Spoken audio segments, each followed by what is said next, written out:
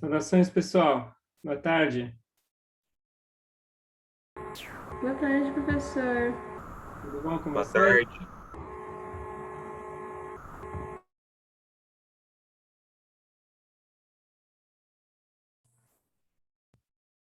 E aí, o que vocês mandam de bom?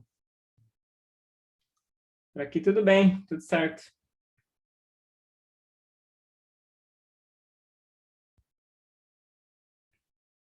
Como é que tá indo as listas, pessoal? Sucesso absoluto, lista 2 concluída.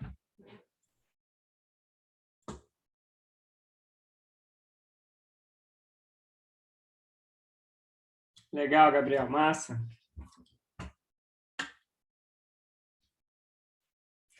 Energia, Raul, vai ser lista 4. Lista 4 é inteira de energia.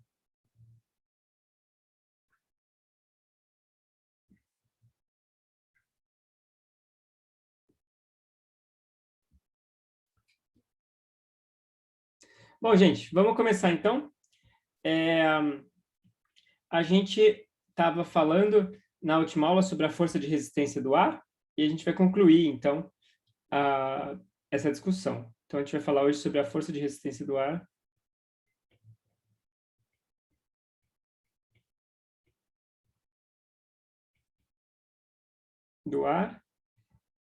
E como é que isso se combina com a queda livre. Então, a gente vai considerar agora um problema muito prático, um problema muito razoável, né? A gente vai considerar um objeto aqui, né,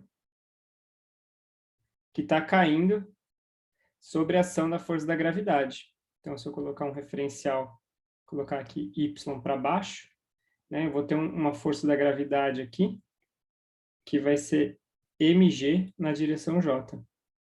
E, somado a isso, esse objeto também vai estar sujeito agora a uma força de atrito. Então, você vai ter aqui uma força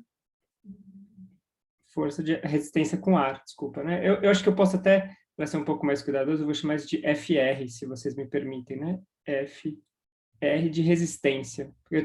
Na última aula, acho que eu chamei de FA, né, de atrito, mas eu só queria deixar claro que essa resistência do ar é diferente daquele atrito entre duas superfícies, né? A gente vai considerar isso daqui a pouco. Uma coisa é a resistência com o ar, tem a ver com vento, etc. Outra coisa é quando você tem sei lá, um bloquinho em cima de um plano inclinado e assim por diante. São forças diferentes, né?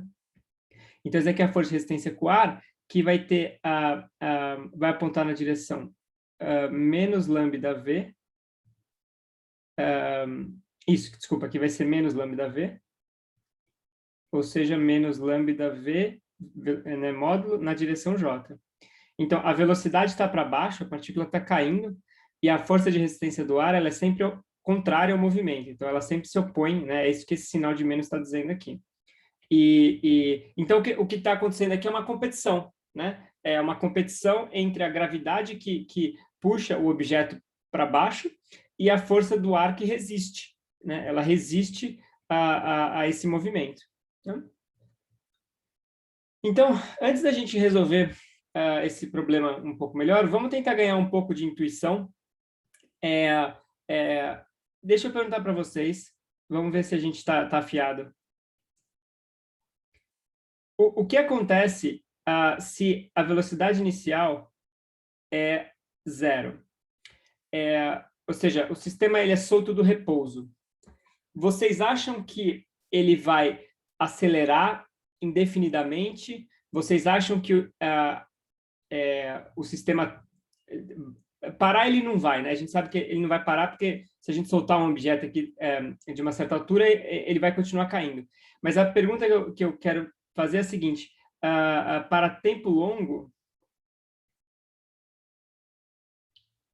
vocês acham que a aceleração vai ser igual a zero ou a aceleração vai ser diferente de zero? Então, pensa no paraquedista, né? Ou seja, tem o paraquedista, que você solta o paraquedista. Você acha que o paraquedista continua acelerando até tocar o solo, supondo que, sei lá, o paraquedas não abra, né? Ou a aceleração em algum momento para?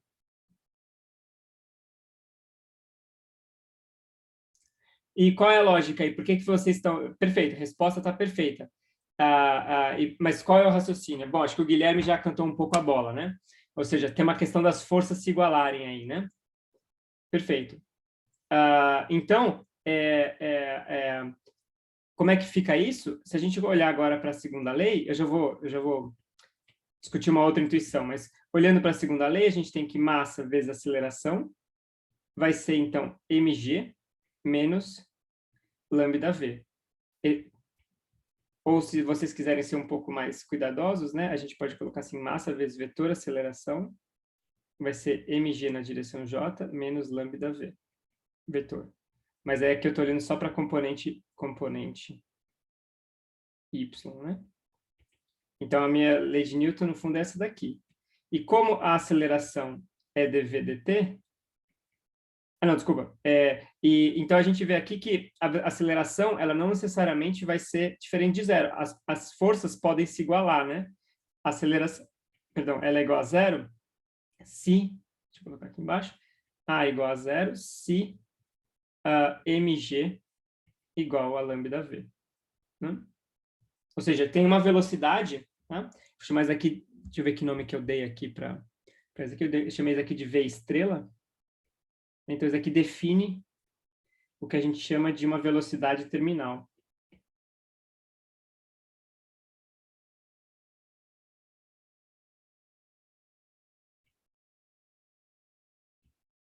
V estrela igual a mg sobre lambda. Ok? E agora eu vou fazer uma pergunta para vocês. Então, só em termos de intuição, o que vocês acham que acontece quando esse V0 ele é muito maior do que o V estrela? Ou seja, isso aqui é o paraquedista, né? O paraquedista, ele começa com velocidade zero e ele vai acelerando até chegar numa velocidade terminal.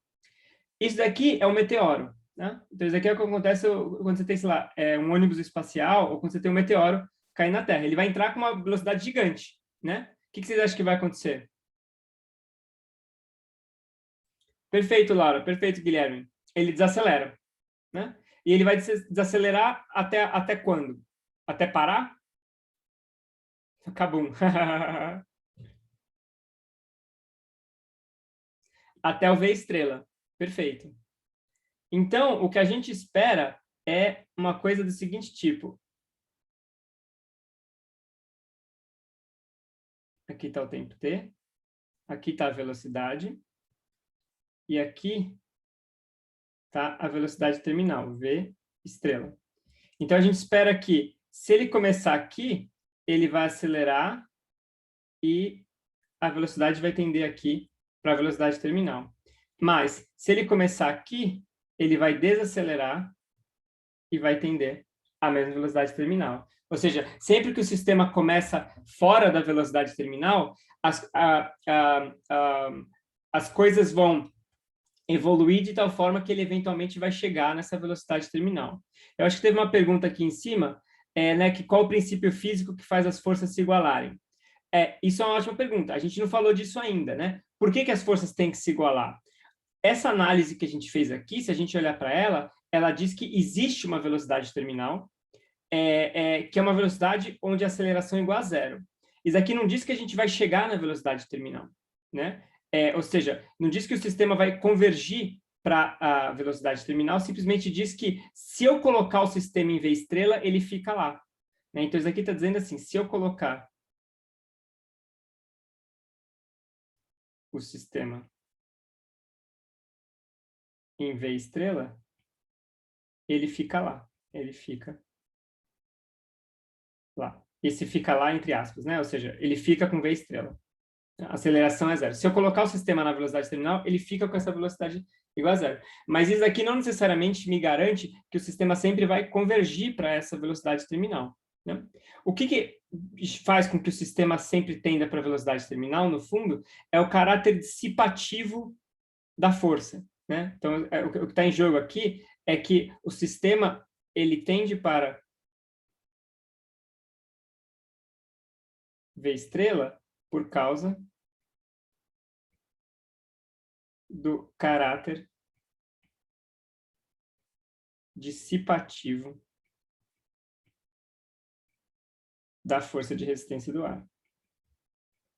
Então, a ideia é que se o sistema começa muito rápido, por exemplo, a força do ar tende a tirar a energia dele, né? Ela tende a diminuir a velocidade dele, a energia cinética. Tudo bem que a gente não definiu ainda a energia cinética, mas todo mundo aqui sabe o que significa, né? Então, se o sistema começa muito rápido, a força de resistência tende a remover essa energia cinética até chegar num balanço, que esse V-estrela é um balanço, né? Ele é quando a gravidade se equilibra com a força de resistência.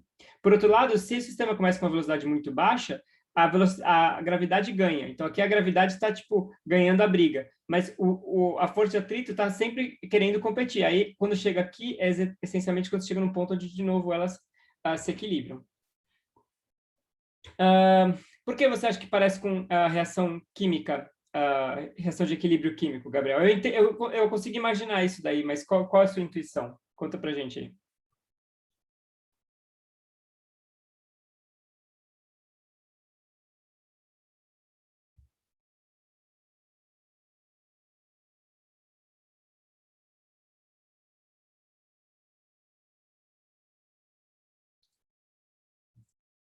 Ah, perfeito. Uhum. Ou seja, você tem concentrações, né, de dois reagentes e aí você espera equilibrar isso. Esse tipo de comportamento, ele é muito termodinâmico. Esse caráter dissipativo, ele tem um sabor muito termodinâmico, né? São forças de reação, ou seja, são situações onde você tira o sistema do equilíbrio e aí ele tende a voltar para o equilíbrio, e assim por diante, né? Oi, Laura. Perfeito. O que muda no paraquedas? No paraquedista? Muda o lambda, né? Então, se você abre o paraquedas, você está mudando o lambda. E não só abrir o paraquedas, mas o paraquedista, ele usa isso para mudar a sua velocidade, mesmo com o paraquedas fechado. Então, quem já viu aqui o Tom Cruise pulando de paraquedas, o Tom Cruise faz isso, né? Quando ele quer ir devagar, ele abre os braços assim, e quando ele quer ir mais rápido, ele faz pose de mergulhar na piscina, né? Então, no fundo, isso é exatamente mudar o lambda. Quando você abre os braços, você está aumentando a área superficial com o ar. E aí você aumenta esse lambda. Você aumenta a constante de atrito. E aí a velocidade terminal vai ser diferente. Exatamente. A aerodinâmica está todinha nesse lambda. Esse lambda resume a aerodinâmica. É claro que tem um detalhe, Laura, que é aquilo que eu tinha mencionado na última aula, que às vezes quando a velocidade é muito alta, a força de resistência não depende só da velocidade, ela pode depender da velocidade ao quadrado, né? Então, essa dependência com a velocidade é aproximada. Mas, supondo que a dependência com a velocidade é dada por isso daqui, então a aerodinâmica está toda no lambda. Ou seja, todas as propriedades aerodinâmicas, no fundo, são condensadas nesse parâmetro fenomenológico lambda.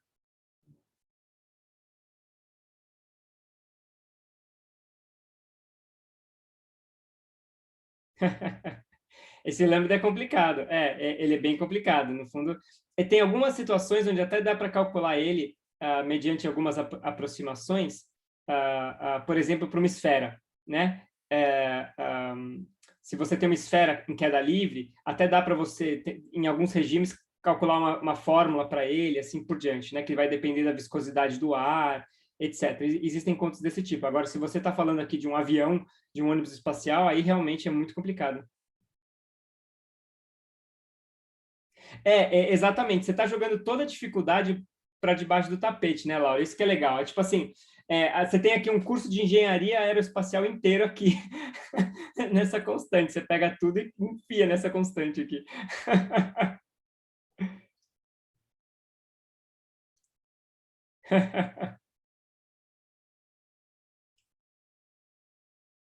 Isso, Rafael. Quando menor o lambda, é isso, exatamente. Se você aumenta o lambda, você diminui a velocidade terminal. Então, o Tom Cruise, quando ele quer diminuir a velocidade dele, ele abre os braços. Abrir os braços, ele aumenta o lambda e aí ele diminui o V-estrela, né? Então, João, não é que o lambda vai para V ao quadrado. É um pouquinho mais complicado. A ideia é que a força de resistência em módulo ela é uma certa função, né, da velocidade e do lambda, digamos assim, né? E é uma função complicada, ou seja, dessas duas variáveis, de tal forma que se a velocidade é baixa, isso é aproximadamente menos lambda v, mas se a velocidade é alta, pode ser outra coisa. Então, tipo, não é que necessariamente o lambda que vai para v ao quadrado, digamos assim, é que a função real é muito complicada, né? Oi, Renan, esse gráfico aqui?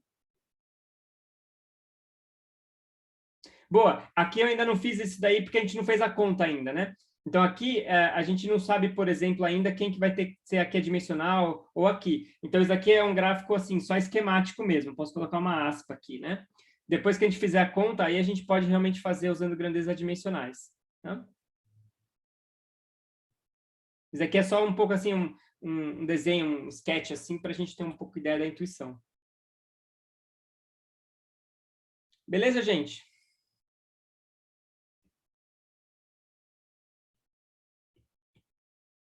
Então, vamos resolver essa equação.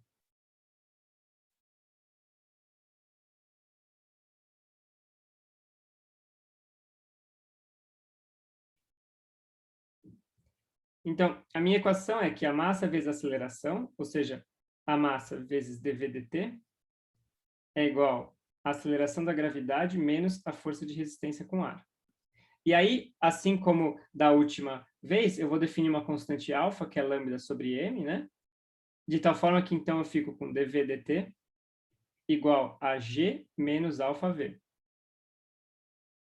E aí, para resolver isso, eu uso o método de separação de variáveis,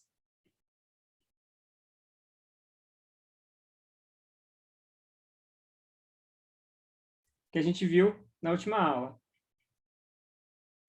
Então, eu vou escrever essa equação como sendo, eu vou jogar o dt para o outro lado. Então, eu pego esse dtzinho e jogo para o outro lado.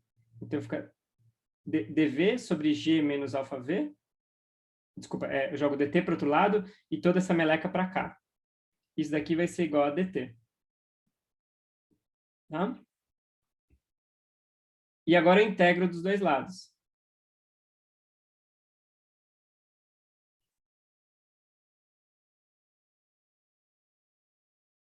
Então, o lado direito vai ficar t mais c. Né? Ou seja, integral de dt é t mais uma constante. Né? E agora o que eu preciso fazer? Eu preciso fazer essa integral aqui. Né? Essa integral é um pouquinho mais complicada. Dá para fazer, vocês conseguem fazer com o que a gente viu até aqui, mas ela é um pouquinho mais chatinha. Né? Eu vou só dar uma ideia para vocês, só para a gente ganhar uma intuição. Vocês lembram quanto que era a integral de dx sobre x?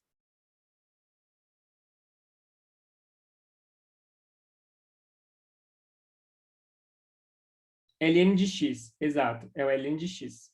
Né? Integral de 1 sobre x é ln. Né? Então, a derivada de dx do ln de x, né, é 1 sobre x. Aí agora eu pergunto para vocês, quanto que é a derivada de ln de x mais uma constante, chamar de, sei lá, b? O que acontece quando eu derivo x mais uma constante b?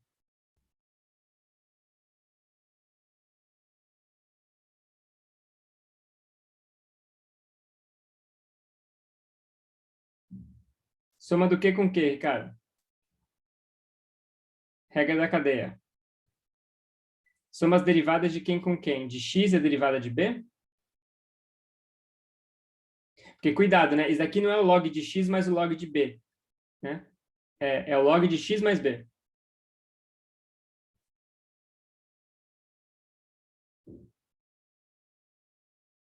Então, eu faria isso usando a regra da cadeia. Eu ia definir y igual a x mais b, e aí isso daqui fica ddy de ln de y, vezes dy dx. Então, é 1 sobre y, e isso daqui, dy dx, é 1 vezes 1. Ou seja, é 1 sobre y também. É 1 sobre x mais b, perdão.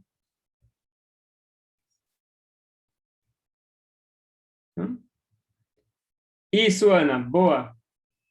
Exatamente. Então, a derivada do ln de x é 1 sobre x. A derivada do ln de x mais b, né, a derivada, desculpa, aqui é x, né? ddx do ln de x mais b é 1 sobre x mais b. Portanto, a integral em dx de x mais b é igual a ln de x mais b. Então, agora, ó, é quase o que eu tenho aqui, né? É bem perto. Então, eu vou fazer o seguinte truque. Eu vou escrever assim, ó, integral de dv de g menos alfa v, como sendo integral de dv de menos alfa. Eu ponho um menos alfa em evidência e fica v menos g sobre alfa. Né? Vamos checar aqui, fazer a operação inversa e checar que isso é verdade. Se eu entro com menos alfa aqui, eu recupero meu menos alfa v, então essa parte check. E aí, quando eu tenho menos alfa com menos g sobre alfa, dá g. Né? Só que agora eu posso colocar essa constante para fora.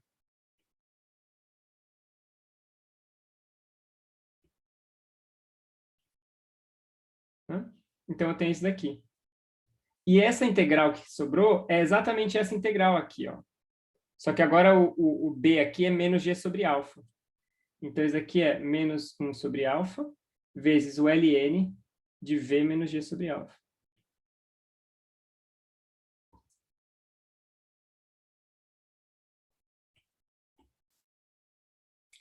Pode ficar tranquilo que até o final do semestre vocês vão ficar craque nesse tipo de integral, que não vai ter dificuldade nenhuma. Mas então, plugando isso nesse resultado aqui, a gente chega aqui, menos 1 sobre alfa, ln de v menos g sobre alfa, é igual a t mais uma constante. Então, ln de v menos g sobre alfa é igual a menos alfa t menos alfa vezes uma constante. Eu posso fazer uma simplificaçãozinha aqui. Quem que é g sobre alfa, né? Vocês lembram quem que era essa constante aqui, g sobre alfa? Que eu posso até escrever como sendo mg sobre lambda.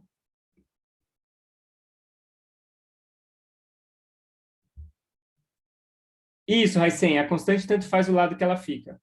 Perfeito. Só um minuto, pessoal.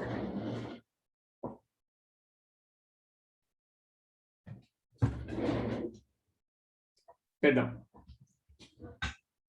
Ó, o Gabriel cantou a bola aí. É V estrela, é a velocidade terminal, né? Então, isso aqui é V estrela. Então, eu fico assim, que ln de V menos V estrela é igual a menos alfa t. E aqui eu posso chamar isso aqui de uma nova constante, C'. Se C é uma constante, menos alfa c também é constante, né? Então, estamos quase lá, gente. Olha só, falta pouco. Agora, o que eu faço? Qual que é o próximo passo aqui?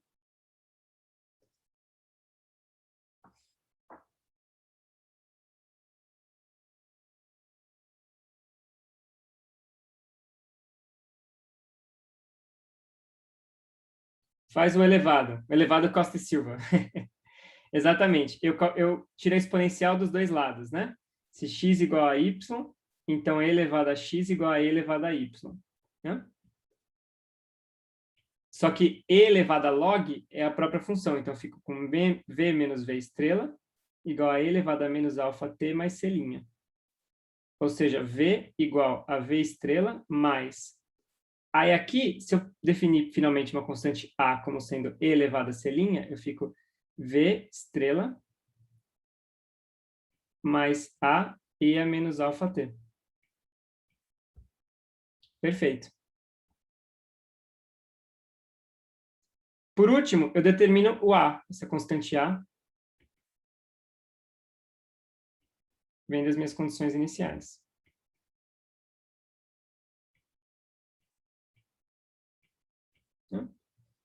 Então, v de zero é v estrela mais a é igual a v zero.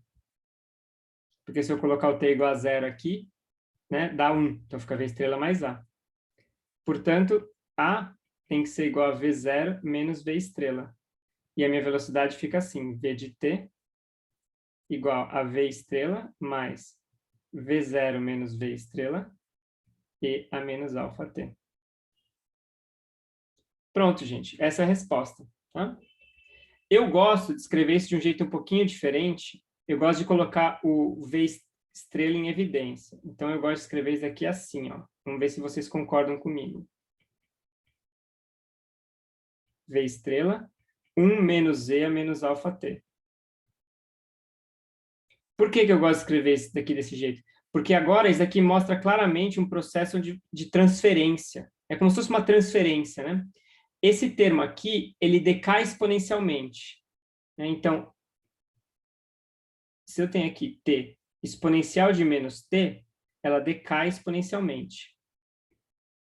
Então, 1 menos exponencial de menos t sobe exponencialmente até 1. Né? Ou seja, conforme o tempo vai passando, esse cara vai sendo suprimido e esse cara vai aumentando. Né? Então, você está meio que trocando uma velocidade por outra.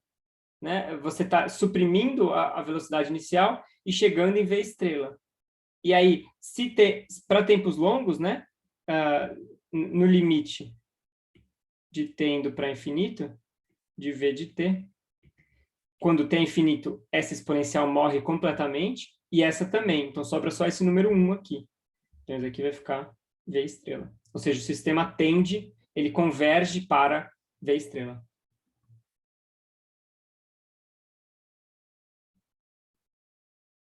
Para qualquer velocidade inicial, né?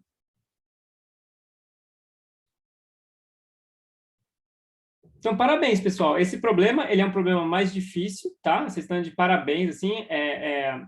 Ele já envolve técnicas mais sofisticadas e é um problema relevante. Ou seja, a gente resolveu agora um problema de fato, assim, útil, relevante para a vida cotidiana, tá certo? Como é que a gente modela a entrada de um objeto na atmosfera, por exemplo, né? No fundo, isso daqui é um bom primeiro passo para esse tipo de modelagem. É bom, né, Raul? Tem que ser assim. Se a matemática não confirma a física, aí a gente tem que parar e pensar um pouco, né? Mas acontece com alguma frequência, que às vezes, nem tudo na física é intuitivo, né? Mas é bom quando dá uma sensação gostosa. Perguntas, pessoal?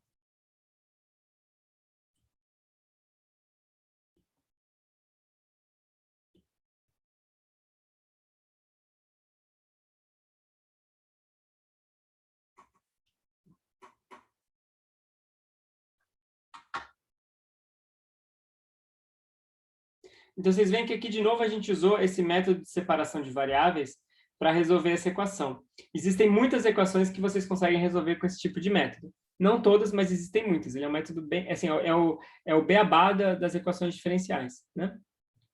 Então, assim, tem várias situações que agora vocês vão conseguir começar a tratar usando esse tipo de método. Tem alguns problemas na lista também.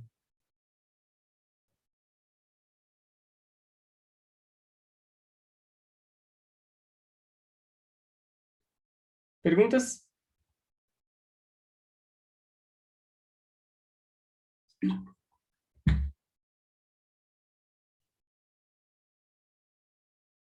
Show! Então, agora a gente vai falar sobre a outra força dissipativa importante, que é a força de atrito entre duas superfícies.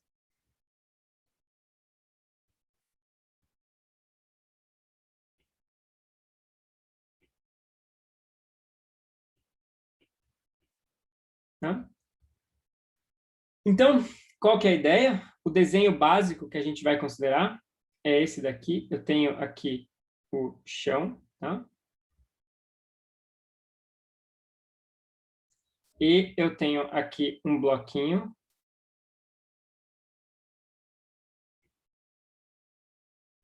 Deixa eu fazer assim. Sim.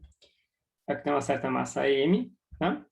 E eu vou aplicar agora uma força externa nesse bloquinho.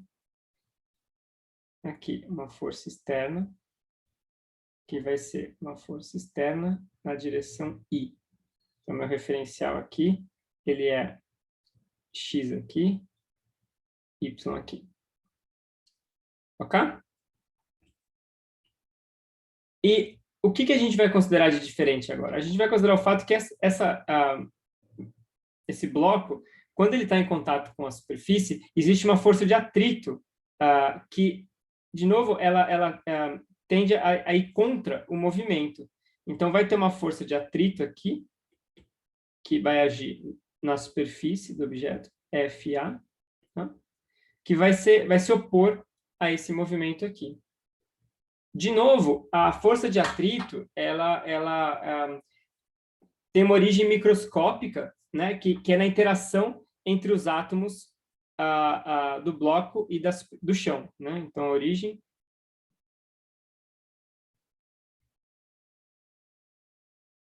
microscópica, que é, no fundo, a interação entre os átomos do bloco e do chão. Portanto, essa força ela vai depender de uma série de fatores, né? Então, ela vai depender da composição química dos dois, né? Ela vai depender da rugosidade, vai depender também de questões como umidade e temperatura, e assim por diante.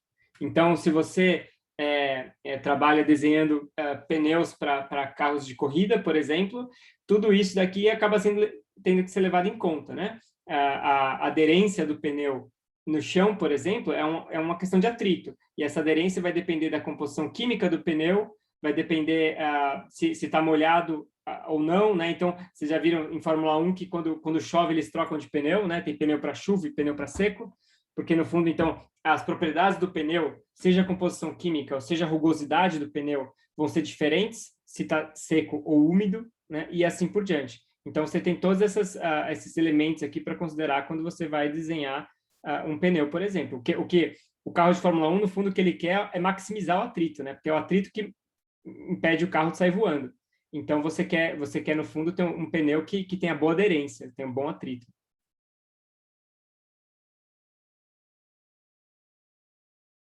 Ok? Perguntas?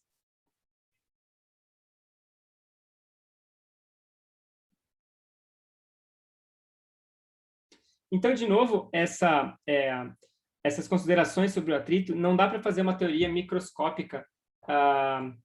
Oi, Raul. Não, é maximizar o atrito, né? O pneu vai girar de boa ali. Ou seja, o pneu vai estar girando tranquilamente. Claro que você não quer que ele grude no chão, mas no caso do carro, você tem que maximizar o atrito lateral. Então, né, se você está olhando para frente do carro aqui, a aderência do carro tem a ver com o atrito lateral do pneu.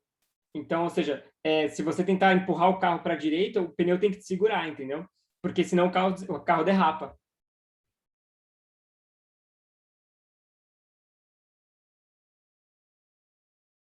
Beleza? Então, olha só, a força de atrito, no fundo, esse tipo de atrito, né? De novo, é baseado em modelos fenomenológicos, observações experimentais, né?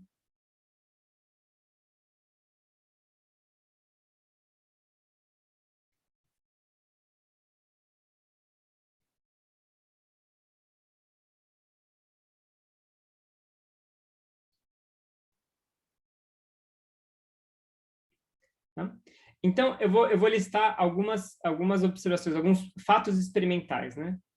Fatos experimentais.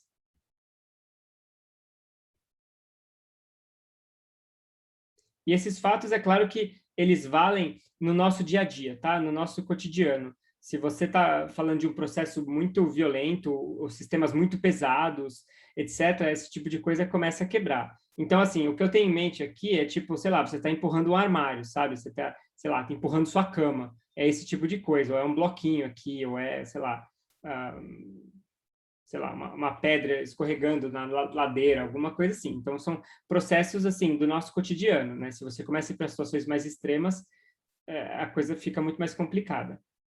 Então, o primeiro fato experimental é o seguinte, né? O atrito é diferente se o sistema está parado ou se ele está andando.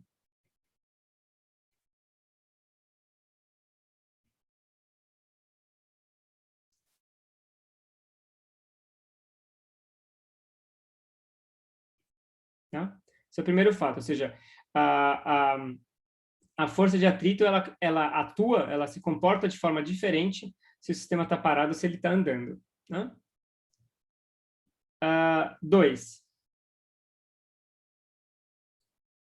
A força de atrito sempre se opõe ao movimento.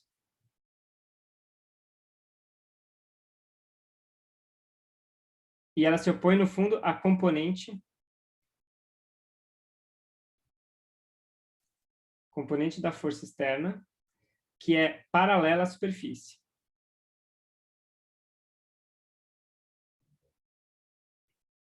Tá?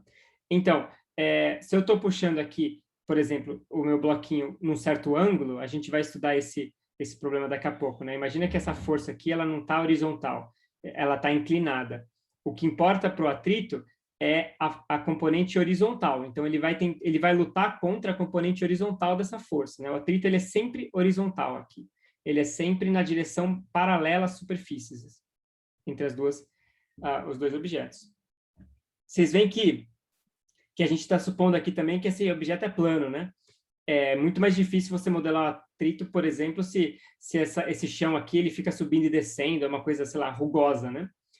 Então, ou seja, a gente está supondo aqui que a rugosidade é baixa, que eu tenho uma superfície plana em cima de outra superfície plana, né? Uma coisa lisa em cima de lisa. Se esse negócio é tudo esburacado, é muito mais complicado. Tá? E a ideia, então, é que em módulo, a força de atrito vai tentar compensar a força externa, tá? Se o sistema estiver parado.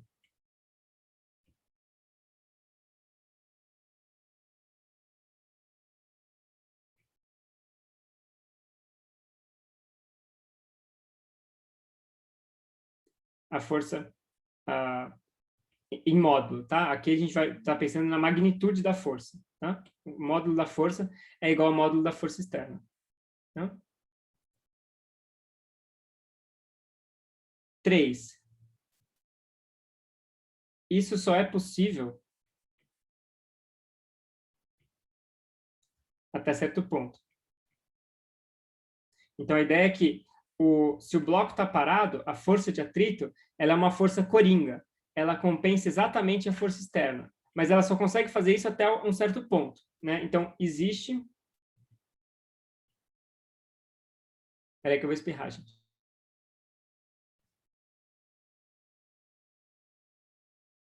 Só porque eu falei que ia espirrar, eu não espirrei, olha só. Então, existe uma força limite, que eu vou chamar de FA estrela, tal que o bloco só fica parado se FA for menor que FA estrela. Então, esse FA estrela, que eu vou falar mais para frente quanto que vale, ele é o quanto o atrito aguenta, tá? Ou seja, o atrito aguenta até isso daqui, não mais do que isso. Né? Passou disso, o bloco começa a se mover. Então, 4. Se a força externa que a gente está exercendo for maior que FA estrela, então o bloco se move, o bloco passa a se mover.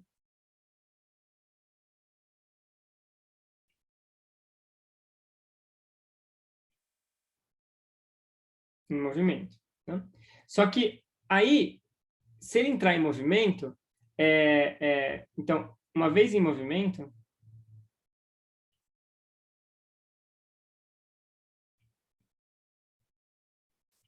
a força de atrito vai ter um valor fixo.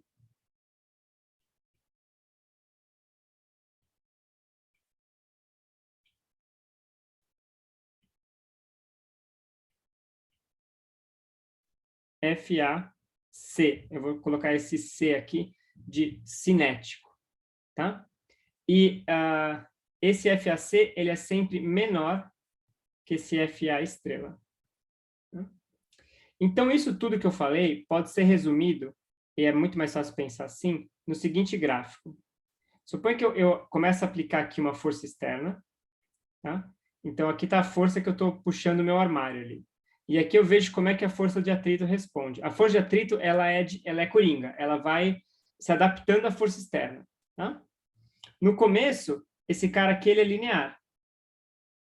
Tá? Ele é linear, ou seja, é essa expressão aqui, ó, FA igual a F externo. Tá?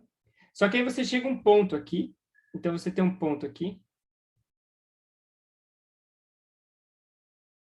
que é a FA estrela, que uma vez que você chegou nesse ponto, o bloco passa a se mover. E aí a força de atrito cai um pouquinho, e aqui ela passa a ser constante. Então, ela vai fazer uma coisa mais ou menos assim, ó.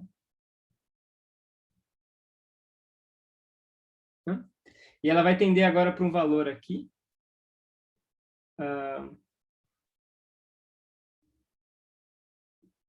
FAC. Tá?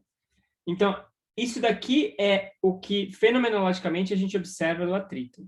Ou seja, eu tenho uma força limite, FA, tá? Que o atrito, ele tende a compensar exatamente a força externa. Ele segura o quanto dá, mas ele não consegue passar de FA estrela. Isso daqui é um limite. Essa força externa aqui está relacionada com as interações químicas entre os átomos da superfície, né? Ou seja, com as forças de interação atômicas ali. E chegou nesse ponto, o sistema começa a entrar em movimento. E uma vez que ele entra em movimento, o atrito é um pouco menor. Então, isso daqui tem um pouco da nossa intuição, né? Em primeiro lugar, a gente sabe, quando a gente vai empurrar um armário pesado, a gente sabe que tem uma força mínima que a gente tem que fazer. Se a gente empurra o armário sem colocar muita força, ele nem sai do lugar. A gente empurra, ele fica paradinho. Aí, quando a gente empurra com mais força, aí tem um limite ali, né? Eu preciso aplicar pelo menos FA estrela para conseguir tirar esse armário do lugar. E a gente sabe também que uma vez que o armário está andando, é mais fácil, né? Ou seja, eu às vezes tenho que fazer muito esforço para colocar em movimento, mas uma vez que ele já está andando, é mais fácil manter, né? É mais fácil manter ele em movimento. Então, isso está codificado no fato que esse FA estrela é menor, desculpa, que o FAC é menor que o FA estrela.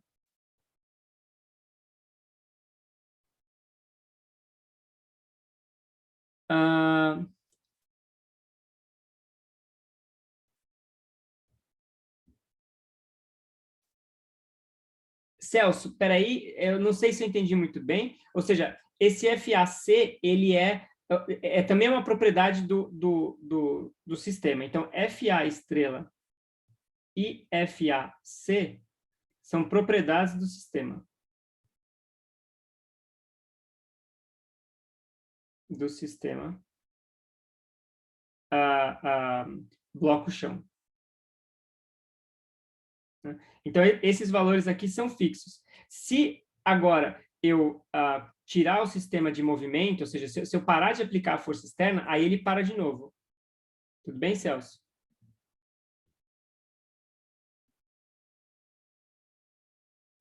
Depois de FA estrela,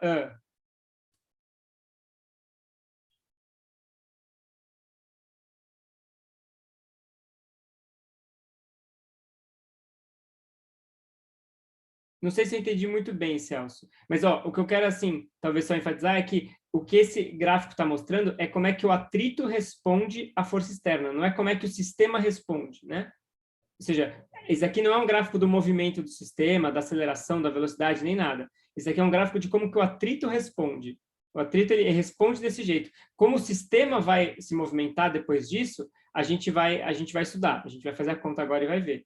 Isso daqui é um gráfico assim fenomenológico de como a gente observa o atrito respondendo a essa força externa. Beleza?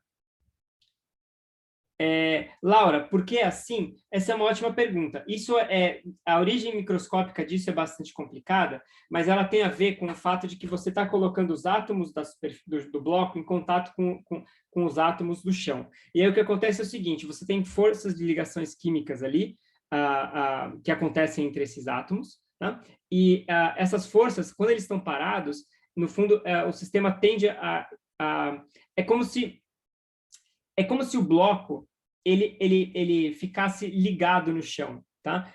Ou seja, é como se quando você encosta o bloco no chão, é meio que como se você estivesse grudando o bloco no chão, só que você está grudando com uma força que ela é muito fraca. Se você quer levantar o bloco, então se você quer fazer assim, a força para desgrudar é muito pequena, mas se você quer mover ele desse jeito, você tem que passar os átomos de um em cima do outro, né? Então, a forma como eu gosto de pensar nisso daí é mais ou menos assim. Eu não sei se esse desenho vai ajudar ou não, tá? Se esse desenho confundir tudo vocês, eu peço desculpas, mas eu gosto de pensar que o chão é assim e o bloco é assim, né? Então, vocês veem que eu tenho que fazer uma certa... Se eu posso até, talvez, colocar isso... Peraí. Colocar isso mais para baixo aqui. Vocês veem que agora, se eu tentar mover esse negócio aqui, eu vou bater aqui, tá vendo? Eu bato aqui, ó, plá, plá. Então, eu tenho que ter uma força mínima. Isso aqui é o quanto o atrito aguenta. Se a força externa for muito forte, esse negócio faz assim. Ele pula. Né? Então, essa força FA estrela, ela, no fundo, está relacionada com esse efeito. Isso aqui eu estou pensando na escala atômica, né? Que os átomos do bloco têm que, no fundo, passar por essa barreira aqui para pular. Agora, uma vez que está em movimento, aí é uma coisa tipo assim, esse negócio já está andando aqui, né? Ele já está tipo aqui por cima, assim, tipo. Então ele meio que afunda menos, tá vendo? Ele não chega a afundar muito. Ele afunda menos. Eu juro que é assim que eu penso. Eu não sei se faz faz muito sentido, mas a ideia é mais ou menos essa. Ou seja, ele não chega a afundar completamente. Ele está sempre aqui em cima e andando aqui. Assim.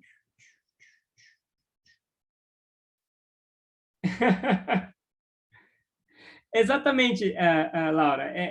Tipo desculpa, Sônia, né? É uma ranhura microscópica. Isso, é um pouco isso, João. É como se fosse um velcro mesmo.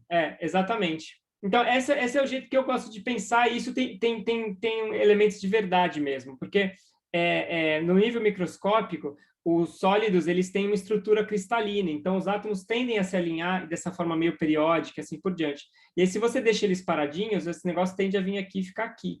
Aí ele bate aqui. Agora, se ele está andando, ele não chega a afundar muito, ele só está aqui.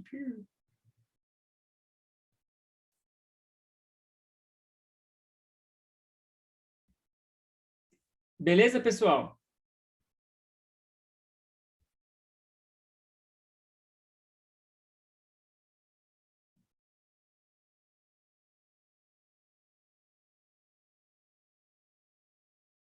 Maravilha. Eu ainda não disse para vocês quanto é que vale FA estrela e FAC. Tá? Isso daqui envolve hipóteses adicionais ainda, né? Ou seja, o valor específico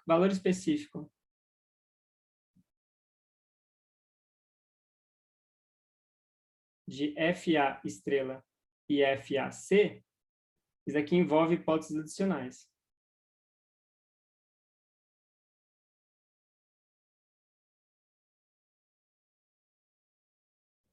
Ou seja, envolve assim, mais considerações, né? Oi, Raul, desculpa, eu não respondi sua pergunta. O que acontece exatamente quando a força... Você sempre faz esse tipo de pergunta, né, Raul? Exatamente quando a força é isso. No fundo, se você der um zoom aqui, esse gráfico ele não pula discretamente daqui para cá, né? É uma coisa lisa, tá vendo? Acho que eu até desenhei aqui. Ele vem e cai rapidinho. Então, não faz muito sentido, do ponto de vista físico, a gente tentar falar assim exatamente em FA estrela. O ponto é, se a força for qualquer tiquinho além de FA estrela, ele vai entrar em movimento. Se ela for qualquer tiquinho abaixo de FA estrela, ele não entra. O ponto FA estrela, ele é o único ponto, né? Matematicamente falando, o ponto FA estrela é só um ponto, então a gente não liga muito para ele, no sentido que, se eu pegar e colocar FA estrela mais 10 elevado a menos 500, isso já passou de FA estrela, e FA estrela menos 10 elevado a 500, né, já passou. É o limiar, exatamente. Então, não pensa no ponto, Raul. Eu entendo o que você está falando. Eu não gosto de pensar no ponto, porque o ponto ele nunca é bem definido para essas coisas, né? Pensa sempre se você está um epsilon, a gente fala um epsilon para dizer um pouquinho, né? Você está um epsilon além do ponto ou um epsilon atrás do ponto, né? Então você está um pouquinhozinho ali, depois um pouquinho antes. Aí é mais fácil. Quando a gente pensa no ponto em si, ele em geral é confuso. Então a ideia é, se a força for um tiquinho menor, não anda. Se ela for um tiquinho maior, anda.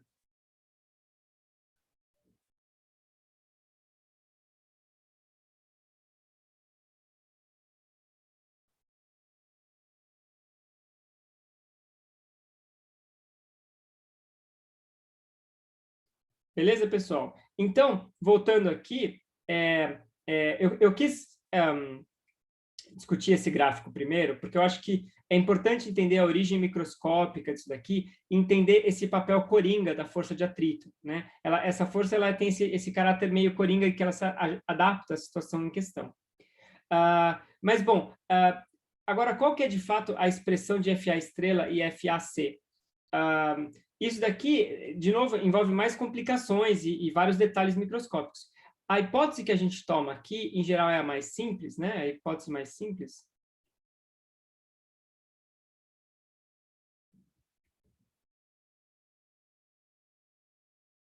É a de que esse FA estrela, ele é um coeficiente μe vezes a normal, e esse FAC é um outro coeficiente μc vezes a normal. Então, isso daqui, né, são aquelas fórmulas que vocês já viram, provavelmente, no ensino médio, de que a força de atrito está relacionada com a força normal, né? De esse N, ele é igual a normal. E esses coeficientes aqui são os chamados coeficientes de atrito estático e coeficiente de atrito cinético. Eles são tais que μc tem que ser sempre menor que μe, para exatamente você ter essa quedinha aqui, né?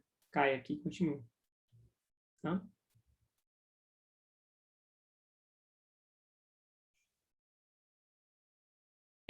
Então, faz sentido pensar que o atrito está relacionado com a normal. Porque a normal, ela é, voltando aqui no nosso desenho, deixa eu até copiar e colar esse desenho aqui, a normal, ela é a força que, no fundo, está relacionada com o contato entre as duas superfícies, né? Então, aqui nesse caso, eu tenho, lembra, a força da gravidade para baixo, e eu vou ter aqui a força normal para cima. Então, a normal ela é exatamente a força de reação entre o bloco e o chão, né? Ou seja, ela é exatamente, quanto maior a normal, significa que maior é o contato entre o bloco e o chão, que maior a normal, ou seja, o melhor jeito de pensar é a força que o chão está tendo que exercer para impedir que o bloco afunde aqui, né? Que o bloco penetra aqui no chão. Então, no fundo, se a normal é grande, o contato é grande, o contato é forte. É como se a gente estivesse comprimindo bastante os objetos, né?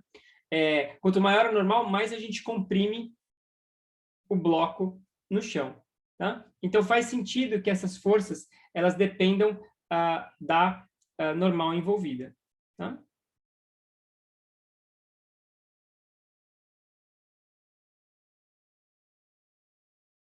Então, vamos agora resolver esse problema e ver, ou seja, como é que tudo isso funciona, né? Então, nesse caso, eu tenho a segunda lei, e a segunda lei me diz que a massa vezes a aceleração é igual à soma de 4 forças. A força externa, mais a força de atrito, mais a normal, mais a força gravitacional. Eu tenho 4 forças aqui atuando nesse meu sistema. Então, eu vou ficar que massa vezes aceleração vai ser, eu vou escrever isso agora em componentes, x e y. Então, na direção x, eu tenho a força externa menos a força de atrito. E na direção y, eu tenho a normal para cima menos mg para baixo. Né? Agora, eu tenho dois coringas, né? Eu tenho dois coringas para analisar. Eu tenho a normal e FA, e a força de atrito. Então, essas forças, elas impõem vínculos, né? Ou seja, eu tenho vínculos aqui. Então, lembra, o que a normal faz, ela impede que o bloco afunde. Ou seja, que a aceleração y seja negativa, né? Portanto, o que a normal vai me fazer aqui, deixa eu talvez colocar aqui. Primeiro, tem isso aqui. Então, o que a normal tem que me fazer, ela tem que ser igual a mg, né? Ou seja, a normal vai ser exatamente igual a compensar a aceleração da gravidade para baixo aqui. E aí, com isso, a aceleração vai ser a na direção i. E a segunda lei fica MA igual a força externa menos força de atrito. Tá? Agora, eu tenho que analisar casa a casa. Então, agora eu tenho o segundo coringa. Que é o seguinte, a pergunta é, o bloco vai entrar em movimento? A igual a zero ou A diferente de zero? Né? Então, se a força externa for menor que μe vezes a normal, ou seja, μe vezes mg, então o bloco fica parado.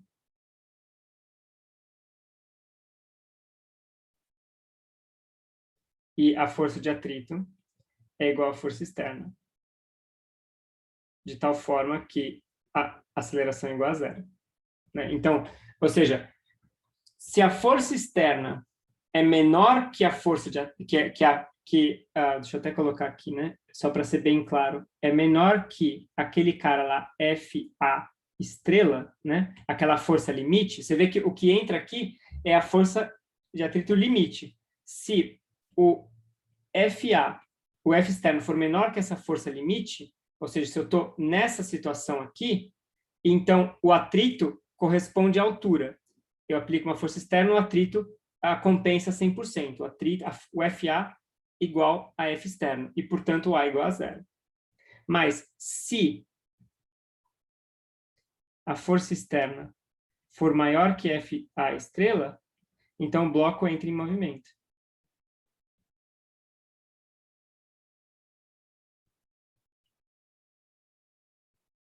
E, com isso, eu tenho que a aceleração vai ser igual à força externa menos a força de atrito, C, sobre M.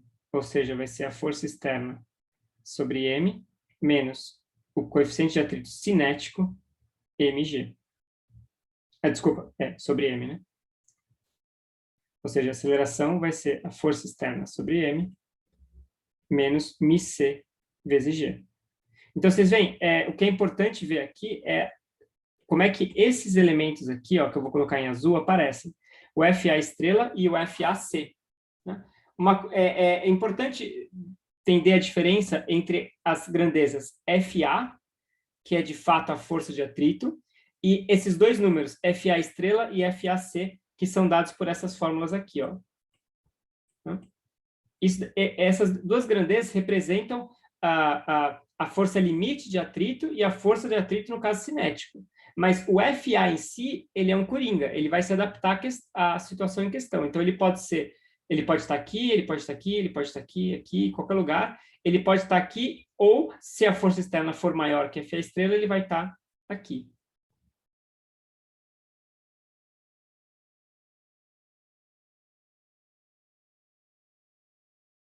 Beleza?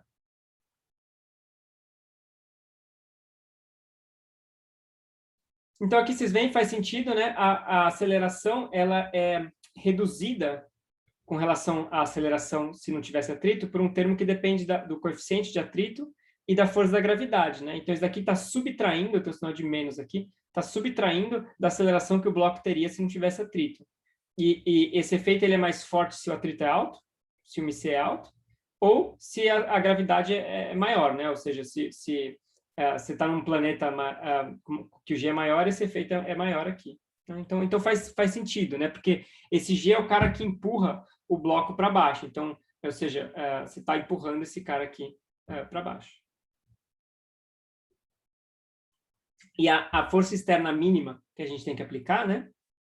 É exatamente dada por esse cara aqui, ó. Vou colocar aqui em colorido aqui. Né? Ou seja, a força externa mínima que eu preciso aplicar para o bloco sair em movimento é ME, MG. Então, deixa eu até escrever isso aqui. ME, MG é igual a força mínima que precisamos aplicar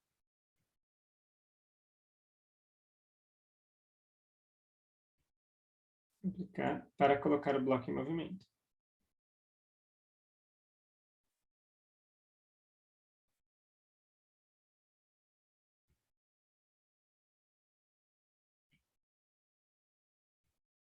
Em movimento. Ok?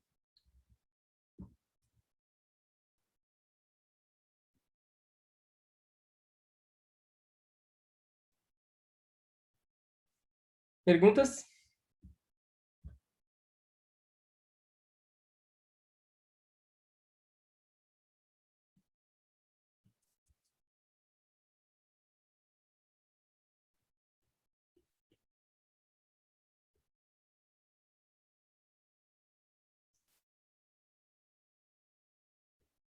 Então, vamos tentar fazer um outro exemplo aqui. Vamos considerar o caso do plano inclinado.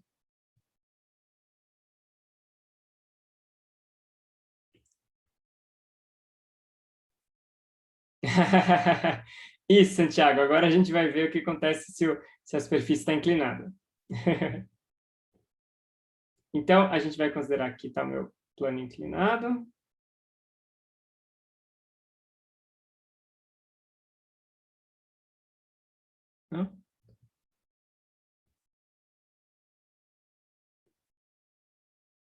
Aqui. Ele faz um ângulo θ. E eu tenho meu bloquinho aqui. E, como sempre, a gente tem que começar escrevendo todas as forças que atuam sobre esse objeto. Então, eu tenho a força normal, que atua aqui, né? Eu vou colocar, como a gente tinha feito da última vez, eu vou colocar um referencial inclinado aqui. Então, a força normal, ela é N na direção J. Tiago? Perguntas, Tiago? Não. Eu tenho aqui a força da gravidade.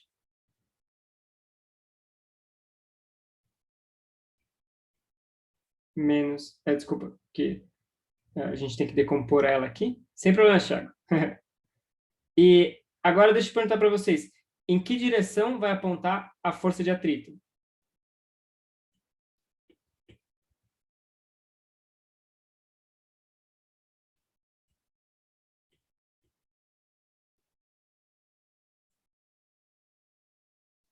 Para cima? Beleza, paralelo ao plano para cima. Show. Então, a força de atrito vai estar aqui, né? FA. Então, ela vai ser FA vezes I.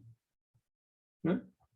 E a última coisa que a gente precisava aqui é lembrar, isso a gente tinha feito na última aula, como é que a gente decompunha essa força FG nesse nosso referencial inclinado. Isso a gente fez acho que 2 vezes já.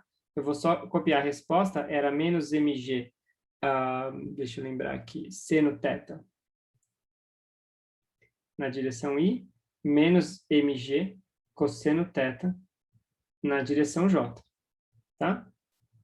Então, com isso, a gente vai ter, para a segunda lei de Newton, a seguinte a equação. M vezes aceleração vetorial, né? É normal, mais força gravitacional, mais força de atrito. Tudo vetor. Vetor, vetor, vetor, vetor.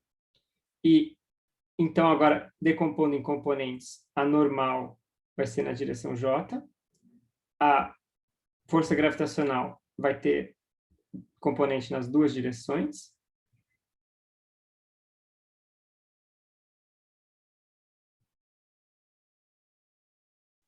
e a força de atrito vai estar na direção I.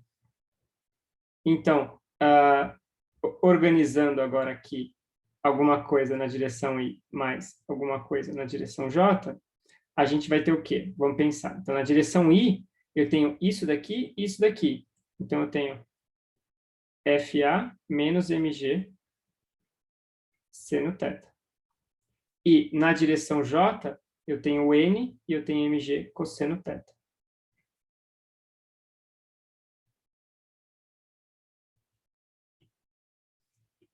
Ok? Então, agora eu imponho os vínculos da minha teoria.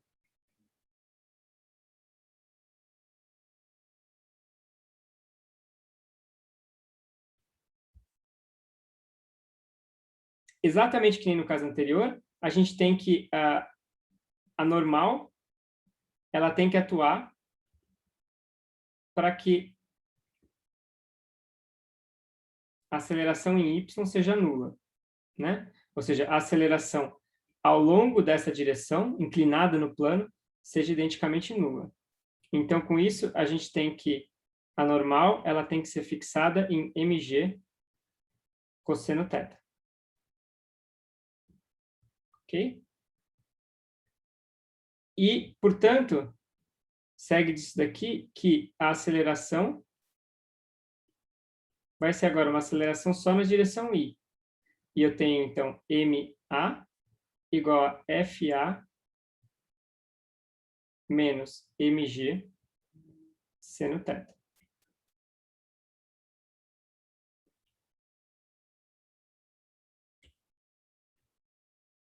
Então, esse aqui foi o meu primeiro vínculo. Tudo bem até aqui, pessoal?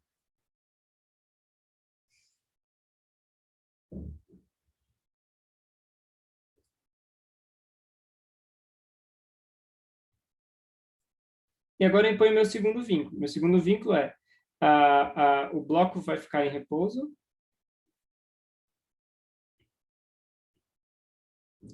Em repouso. Ou seja, A igual a 0, se a força de atrito for igual a mg seno θ. Mas isso daqui tem que ser menor que a força de atrito estrela, que é igual a μe, coeficiente de atrito estático, vezes a normal. Ou seja, μe vezes mg cosseno θ. Que é esse cara aqui, né? Então, portanto, eu chego na seguinte conclusão, que se eu cancelar aqui mg, mg, eu posso pegar esse cosseno de θ aqui e jogar para cá, né? Então, deixa eu fazer isso em duas etapas. Eu tenho seno de θ igual a μe, é menor que μe cosseno θ. Ou seja, tangente de θ tem que ser menor que μe, né? Ou seja, isso aqui é a condição para o bloco ficar parado.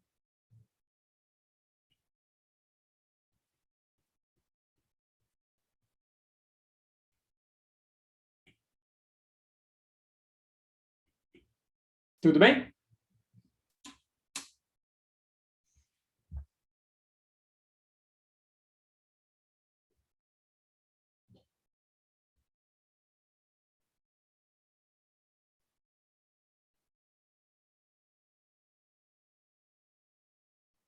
Então, esse resultado ele é massa, porque ele dá uma condição para a inclinação do plano, qual que tem que ser a inclinação para o bloco ficar parado ou não. Então, você tem um plano aqui, e colocou o bloco. Se esse plano é muito inclinado, o bloco escorrega. Se o plano não é muito inclinado, o bloquinho fica parado. E você vê que o que é interessante é que isso é uma competição só entre o coeficiente de atrito e o ângulo de inclinação desse meu bloco. Acaba não dependendo da massa, porque a massa cancela aqui, né? Então, se eu imagino que eu tenho um plano aqui que eu posso mudar esse θ à vontade, né? Conforme eu vou mudando esse θ, vai chegar um θ crítico, que é quando esse θ é igual a μe, a partir do qual ele começa a escorregar. Então, isso, inclusive, dá para a gente usar para fazer um experimento que vocês podem fazer em casa, né? Então, vamos lá. Experimento para o fim de semana. Diversão no fim de semana.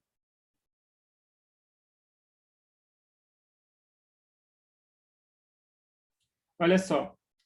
Vocês podem fazer o seguinte. Pega um livro, tá? Pega um livro de capa dura.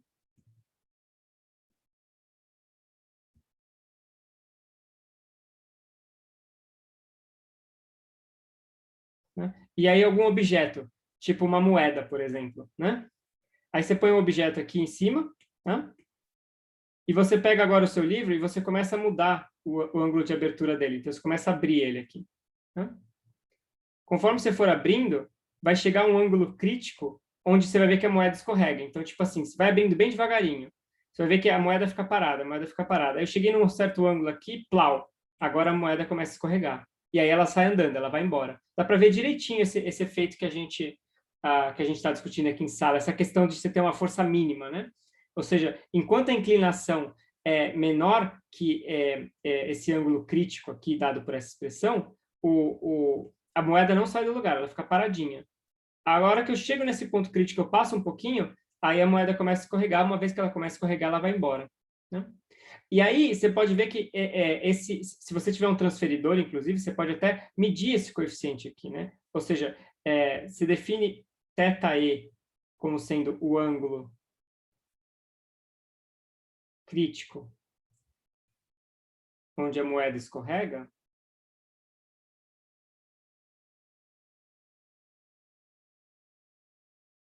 Então, o coeficiente de atrito estático ele vai ser exatamente tangente de θe. Né? Então, se você tem um transferidor, você pode até medir, de fato, quem é esse θe. E você pode, por exemplo, comparar diferentes objetos. Você pode ver o que acontece se você muda de um livro para o outro, por exemplo. Porque, às vezes, você muda de livro, a capa do livro é de algum material diferente, aí isso vai mudar, né? Às vezes o livro é mais plastificado, ou aqueles livros com aquela capa mais aveludada e assim por diante.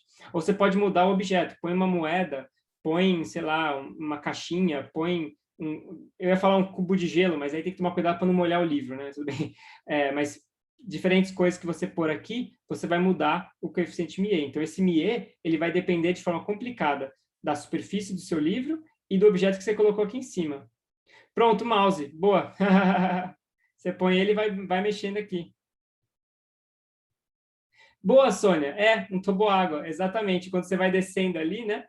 Aí você fica parado. E chega uma hora que a inclinação vai, que aí você faz plum, né? E aí você tem a água ali também para ajudar. A água, claro, ela ajuda a diminuir o atrito, mas ela também ajuda você não destruir sua pele, né? Porque se tiver sem água, ia ser meio doloroso o negócio ali.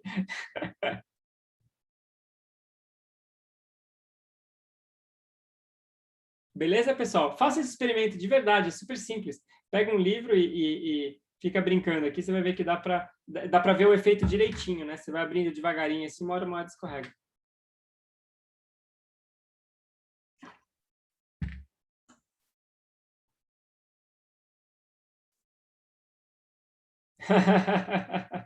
Não conta como crédito, não, Raul. Isso aqui é para nossa diversão.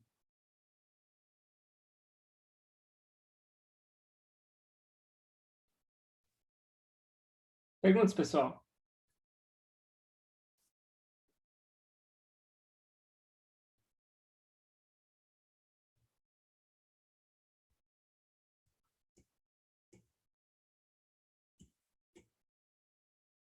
Então, vamos considerar, para terminar a aula, mais um exemplo, tá? Eu vou considerar a seguinte situação. Eu vou voltar no meu problema que a gente estava estudando antes aqui. Vou copiar e colar esse problema.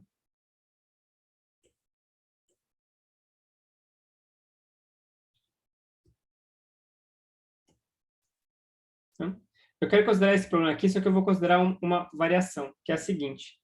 Eu vou supor que essa minha força externa, ela agora é aplicada com uma certa inclinação.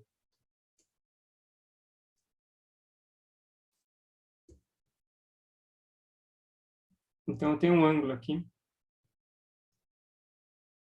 θ. Tá? Então, o problema que eu vou imaginar aqui é mais ou menos o seguinte. Suponha que você quer empurrar um armário, né? Um objeto pesado aqui. Será que a melhor estratégia é você empurrar horizontalmente ou você empurrar ele com algum ângulo?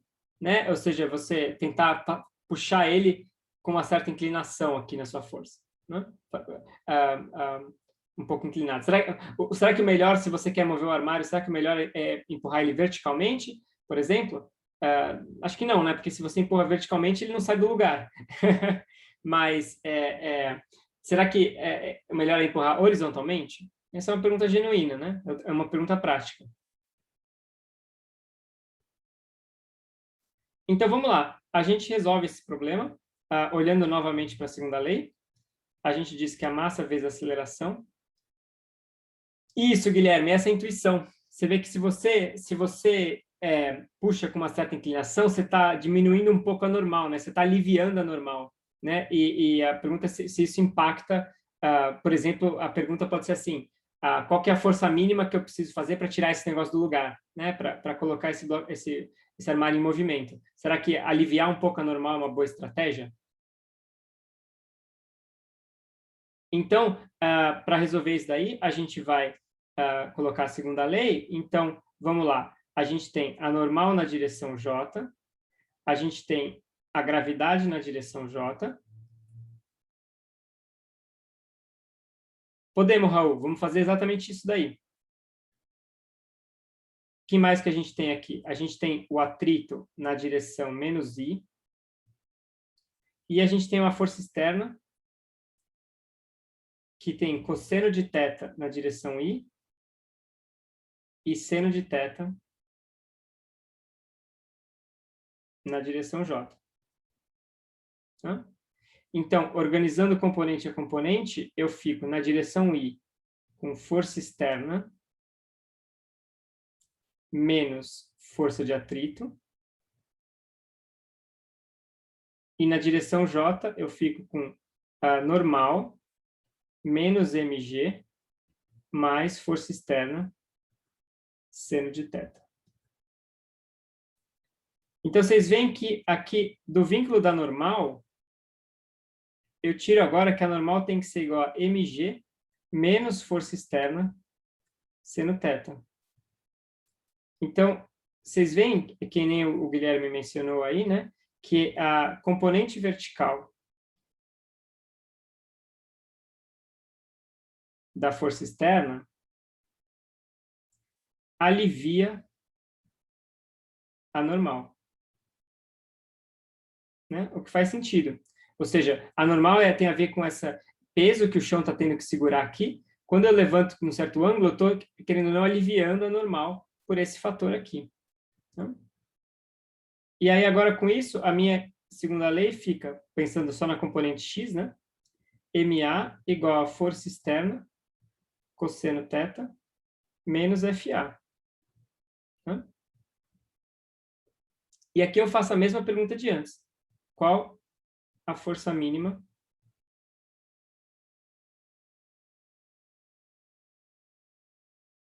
para termos A diferente de zero?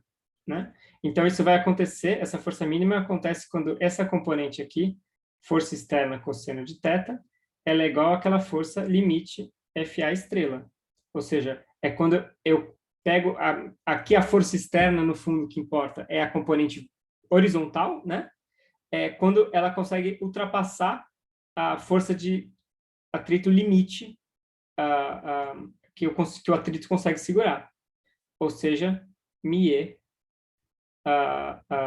vezes a normal. Substituindo, então, agora o valor da normal, que a gente acabou de calcular aqui, né? Eu vou ficar com μe mg menos força externa seno θ.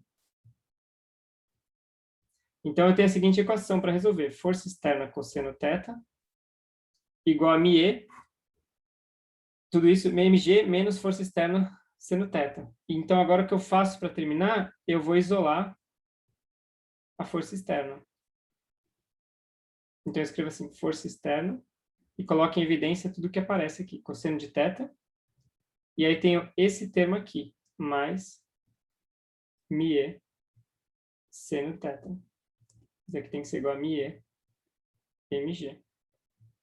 Portanto, tudo bem. Então, a gente chega que assim, a força mínima para tirar o bloco do lugar vai ser μe mg sobre cosseno de θ mais μe seno de θ.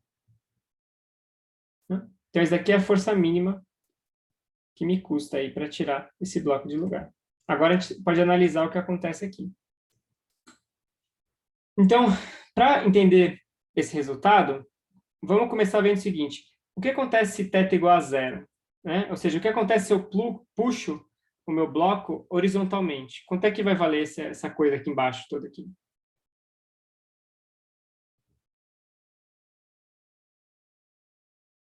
1, né? Porque a seno de 0 é 0, cosseno de 0 é 1.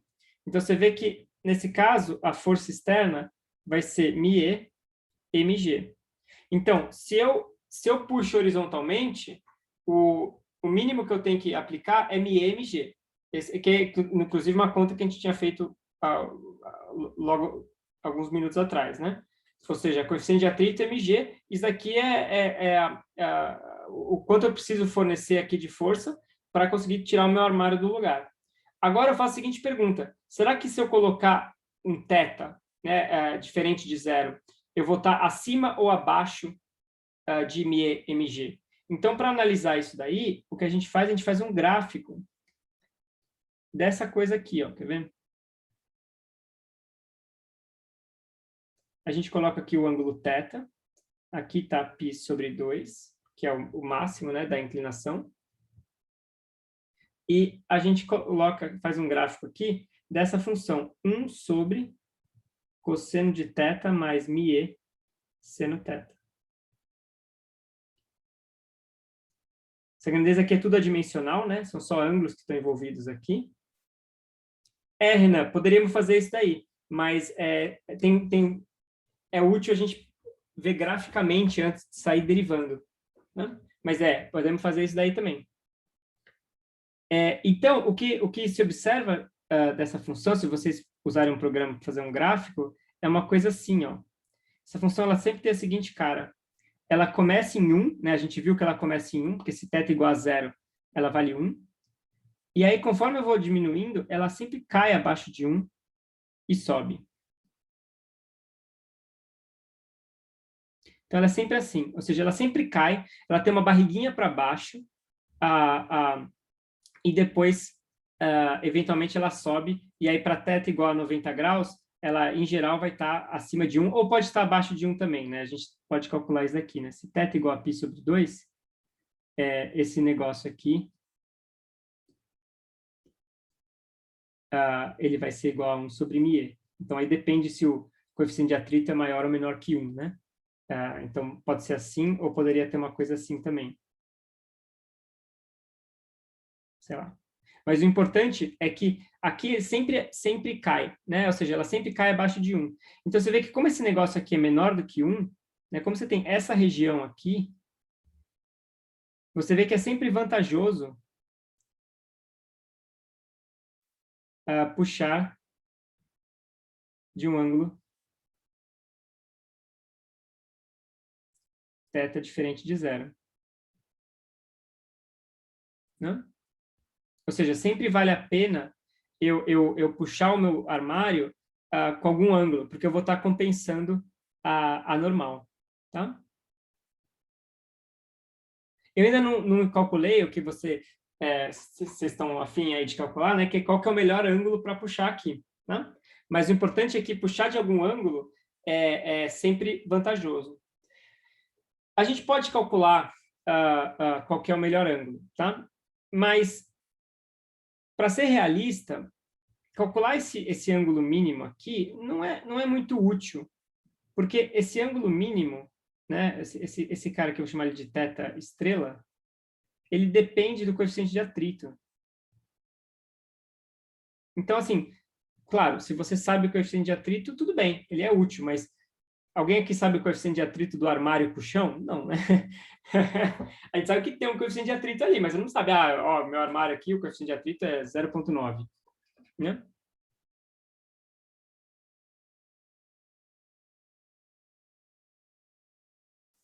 Então, Celso, isso é interessante, é muito boa essa sua colocação. Isso não está embutido nesse modelo, né?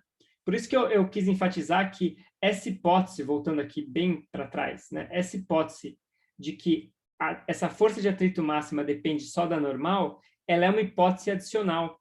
Isso não é bem verdade, né? Porque depende também da área superficial.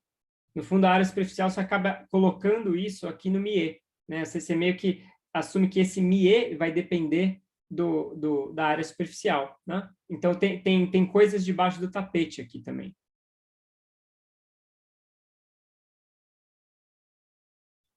Legal. Então, bom, se vocês quiserem fazer a conta, né, a gente pode calcular o ponto onde esse lugar é mínimo. Então, essa função é mínima quando f de θ igual a cosseno de θ mais μe seno θ é máxima. Né? Ingenuamente, a gente vê uma função matemática que nem essa e fala assim, opa, vamos minimizar esse negócio aqui. Mas não, é mais fácil você maximizar o que está no denominador. Quando esse negócio que está aqui embaixo for máximo, é quando a função vai ser mínima. Então, é mais fácil eu maximizar essa função aqui. Vocês já viram no curso de cálculo como maximizar funções ou ainda não?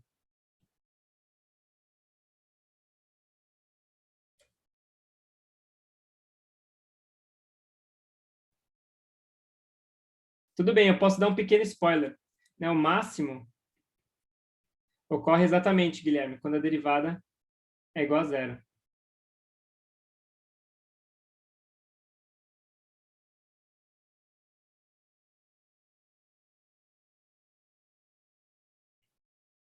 Ou seja, no nosso caso, df dθ é igual, derivada do cosseno é menos seno, e derivada do seno é cosseno. E aqui tem que ser igual a zero. Ou seja, eu fico que seno θ tem que ser igual a μe cosseno θ, e, portanto, tangente de θ tem que ser igual a μe. Né? Então, esse aqui é o ângulo mínimo.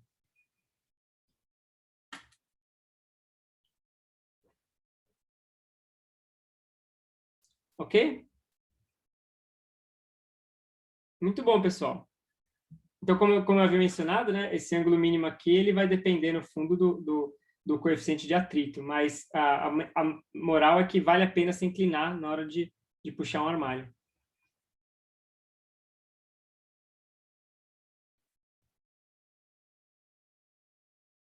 Ok, pessoal, parei por aqui hoje. Segunda-feira eu vou resolver a lista 2, tá bom? Segunda-feira não vai ter matéria, a gente só vai resolver a lista 2 e a gente resume na quarta. E aí, semana que vem, eu vou dar mais informações também sobre a prova, tá? Que a prova vai ficar para outra semana, né? E aí eu dou mais informações na semana que vem. É verdade, Gabriel, é a mesma relação. Isso é em partes coincidência, porque os elementos que a gente está considerando aqui são muito parecidos, então acaba dando a mesma coisa, né? Mas é verdade, é a mesma relação. Mas não é que existe algo mágico por trás, não, é só porque os elementos são parecidos.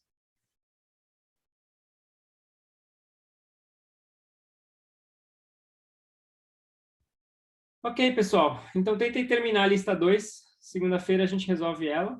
E quem já terminou, começa a 3, que com o que a gente fez aqui já dá para fazer quase tudo que está na lista 3. Não tudo, mas quase tudo.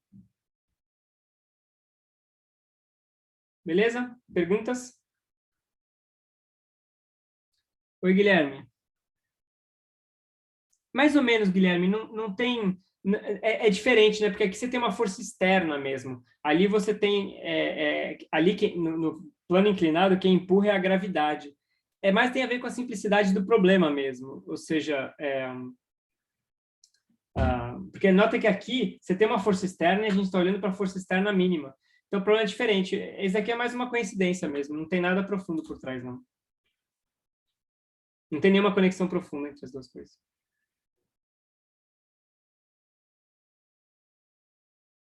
Ok, pessoal. Então, valeu. Bom fim de semana para vocês. Tchau, professora, até segunda-feira. Tchau, Melissa. Obrigado. Você também.